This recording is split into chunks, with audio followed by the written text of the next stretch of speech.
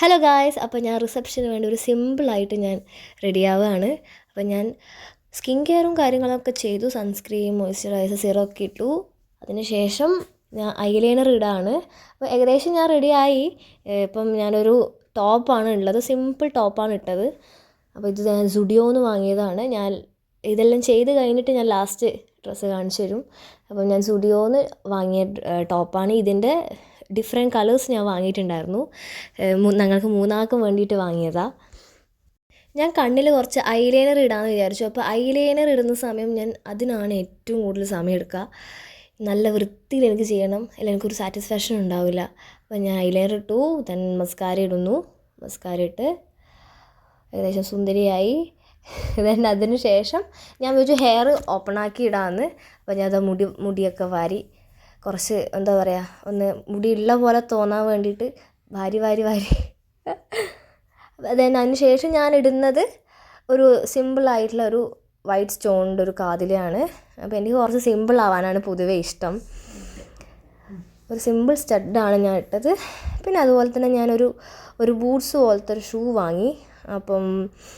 അപ്പോൾ എൻ്റെ കൂടെ ലൂണയുണ്ട്. നിങ്ങൾ കണ്ടിട്ടുണ്ടാവാൻ ചാൻസ് ഇല്ല, അതൊരു പുതിയൊരാളാണ്. അപ്പോൾ ഞാനൊരു പൂച്ചേനെ വാങ്ങി. ഞങ്ങളെ ഫാമിലി മൊത്തം ഒരു എന്താ പറയുക, പൂച്ച സ്നേഹിയാണ്.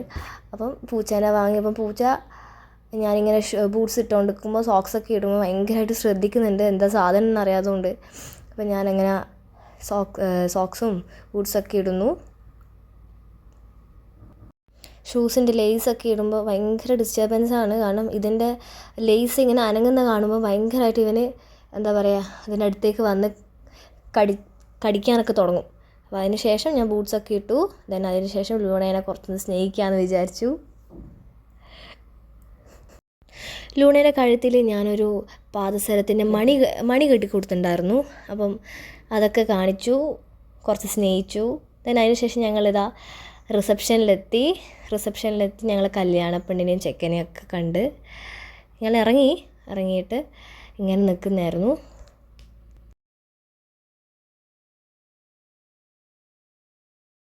ഇങ്ങനെ ഞാൻ വിചാരിച്ചു സ്റ്റേജിൽ നിന്ന് ഒരു ഫോട്ടോ എടുക്കാമെന്ന്. അപ്പോൾ സ്റ്റേജിൽ നിന്നു. ഞാൻ വിചാരിച്ചു സത്യം പറഞ്ഞാൽ ഫോട്ടോ എടുക്കുന്നതെന്ന്, പക്ഷേ അമ്മ വീഡിയോ എടുത്തത്. അപ്പോൾ ഞാനങ്ങനെ കുറച്ച് ഫോട്ടോസും വീഡിയോസും സ്റ്റേജിൽ നിന്ന് എടുത്ത്.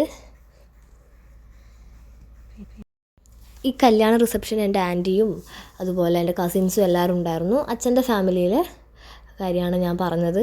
ദെൻ അതിനുശേഷം ഞാൻ കുറച്ചും കൂടി ഔട്ട്ഡോർ നിന്നിട്ട് ഫോട്ടോസും വീഡിയോസൊക്കെ എടുത്തു. ഇതാണ് ഡ്രസ്സ്. അപ്പോൾ എങ്ങനെ ഇഷ്ടപ്പെട്ടു എല്ലാവർക്കും ഒന്ന് കമൻറ്റ് ചെയ്യണം എല്ലാവരും. ഒരു റിസപ്ഷന് മെയിനായിട്ട് കാര്യം ഫുഡല്ലേ. അപ്പോൾ ഞാൻ വിചാരിച്ചു ഫുഡിനും കൂടി വീഡിയോ എടുത്തിടാം. അപ്പോൾ എല്ലാവരും ഇവിടെ ഇരുന്ന് ഫുഡ് കഴിക്കുകയാണ്.